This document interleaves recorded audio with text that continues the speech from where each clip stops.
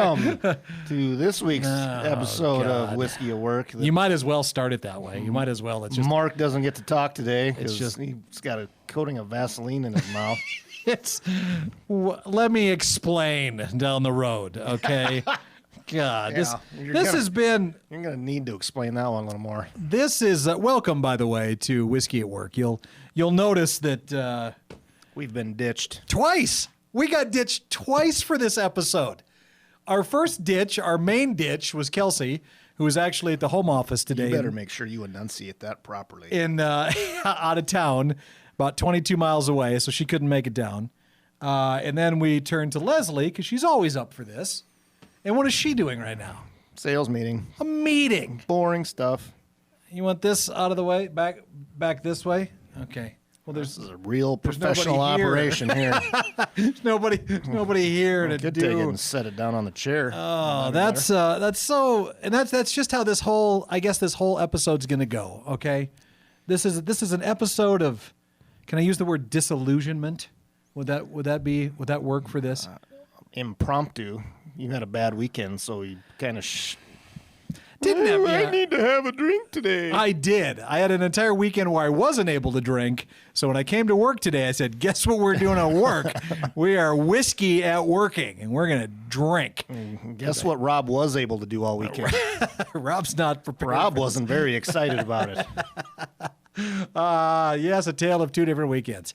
So anyway, this whiskey that we found here, it's called Blade and Bow. And I actually picked it up in San Diego when I was out there. I came across it and I texted you and said, hey, this looks interesting. Do you want it? And you were like, yeah, buy that for me. So we brought it back. This was I actually had to pay for it. It wasn't a gift. No, this was not a gift. He had to pay cash for this one. So we finally are getting around to doing this one now. And usually, sometimes, we'll grab the bottle of whiskey and kind of look into its background a little bit. Well, that's what we try to do. We try. Just not very good at it. And this took me, and then eventually I drug Rob down the rabbit hole of, are they all just the same? Is everything the same? Okay. Well, we've had that discussion and even a comparison with the Buffalo Trace products here. Right. And when they're sitting side by side, at least those three, the Stag Junior and the Eagle Rare and the Buffalo Trace itself, they weren't that much alike sitting side by side. No, not at all. I thought they were very distinct, the three of them. But this adds a bit of a wrinkle to it, right? Yes. This started, 1935, really quick background on this whole thing. 1935, Stitzel-Weller Distilling Company started, okay? 2 years after Prohibition was done. Then it became the Stitzel...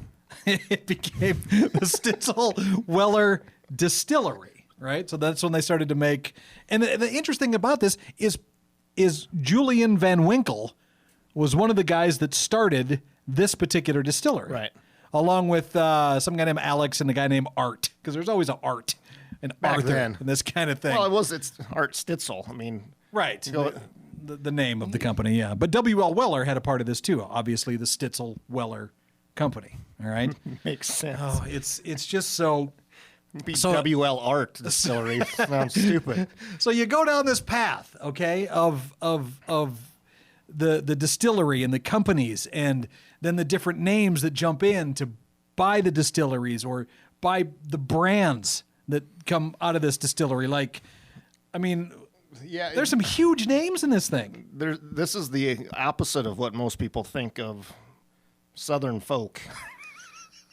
There's a lot of intermingling going on here. I know, insert improper Southern folk joke here.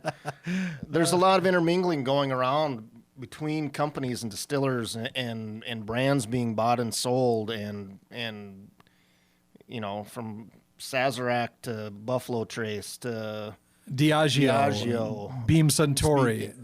And the way that the distillers and tasters and everybody jumped around between companies and brands is a boring ass episode in itself. It really is. I mean, there's nothing exciting about it. It's just, it just seems like all of these guys back in the day, Weller and Van Winkle and Dickel hell, probably Nichols even a Tennessee whiskey. Well, that's true. Well, Tennessee, Kentucky, they touch.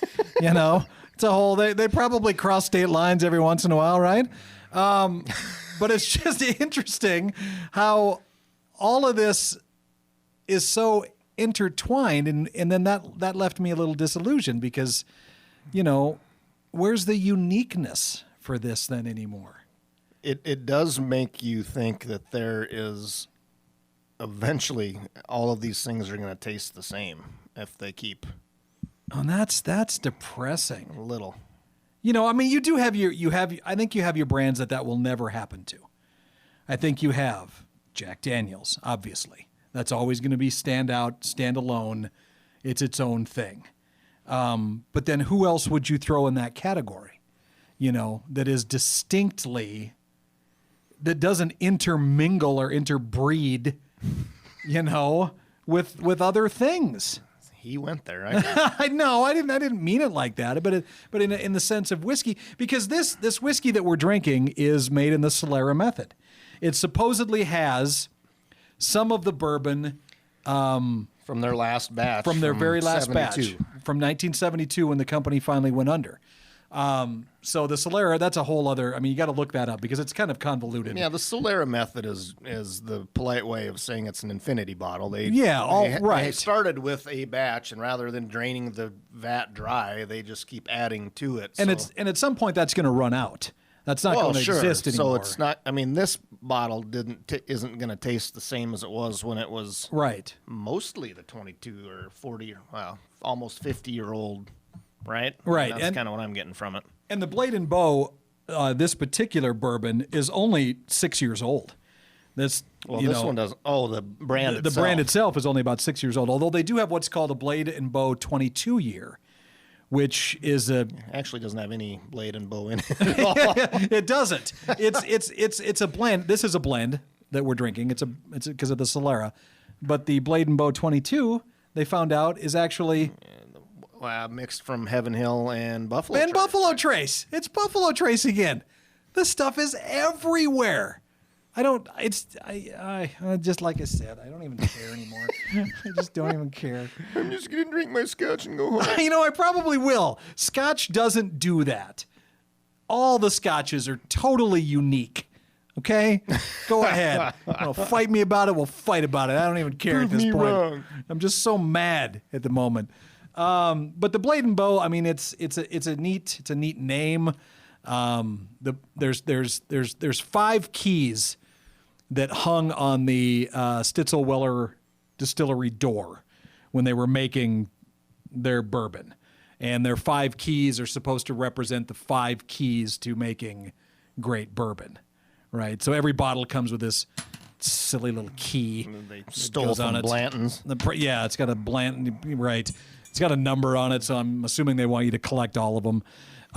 Blade is the... I don't even care anymore. Blade is the... when you're talking about a skeleton key, blade is the long part of the key, and the bow is this part. So that's where they got their stupid name for it. What's the important part called? The part that actually unlocks the lock. The locky part. I think they call that the locky. Blade and bow and locky. The blade and bow and locky, I think is what they call it. I don't know. Anyway, it's... I guess we should talk about how it tastes. You're drinking neat, of course. I have it with water. Yeah. And how would you describe it? What do you think?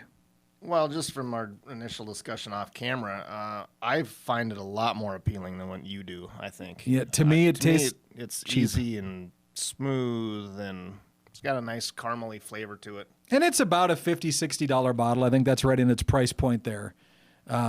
It's a no-age statement bourbon, too.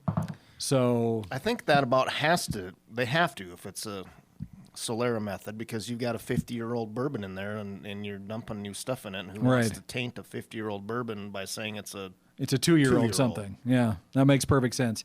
Like Rob said, it's not one of my favorites that we've had here for sure. It left a very dry taste in my mouth. And maybe that's a better way to describe it. Not the going back to the Vaseline example that I gave before we started this whole thing, but just dry. I just feel like there's nothing. Once you drink it and swallow it, it almost evaporates to a point where you don't really know that you've been drinking anything that's decent, I guess. That's my take, I suppose. But this has just been a sad episode, hasn't it? He doesn't have anybody here to tell him he's supposed to like it, so he's going to hate it. No, it's not true. None of that's Where's true. Ron Swanson when you need him out peeing on stuff? Bro? Well, that was a whole other video you can find on YouTube if you want. Anyway, this does it was interesting to go down the hole we went down, but I'm just bummed that we did. You even want to tell him what the 5 keys actually stand for? Oh, I don't care. You tell him. I don't give a crap anymore. Go ahead. Tell him what they stand for. He's going to pout now. He doesn't like the whiskey. He doesn't want to play anymore. It's all the same. Just distiller. Screw them all. I'm just going to drink water. Right? Screw That's you what you guys. deserve. Anyway, the 5 keys of crafting a bourbon are grain, yeast, fermentation, distillation, and aging. According to these guys. According to these asshats that don't know anything. They're stealing all their juice from other people. They must be. Anyway, I don't recommend you getting a bottle of it. Rob says, I don't know, would you recommend buying it? I would drink it again. I'm not sure that I would go out and purchase another bottle unless I came into an endless supply. Well, of you cash. got to get the other 4 keys. Well, yeah, now So, I need the other they're- 4, and apparently we can't buy it within 100 miles, I hear, anyway, so I tried to find that out today. No such not luck. around. Sorry. All right. Well, next week, hopefully, we'll be back with. Maybe we can't do these on Mondays anymore, then either, huh? Since everybody's got meetings. Well, or they're somebody, up you in might Sturgis. need to give us more than 2 hours notice if Well, you're going to make us come in here on a You Monday. know, it just goes to show that they're actually doing the work part of Whiskey at Work. Rob and I can always make time. are not. Anyway, thank you so much for watching this episode of Whiskey at Work. We'll talk to you next time.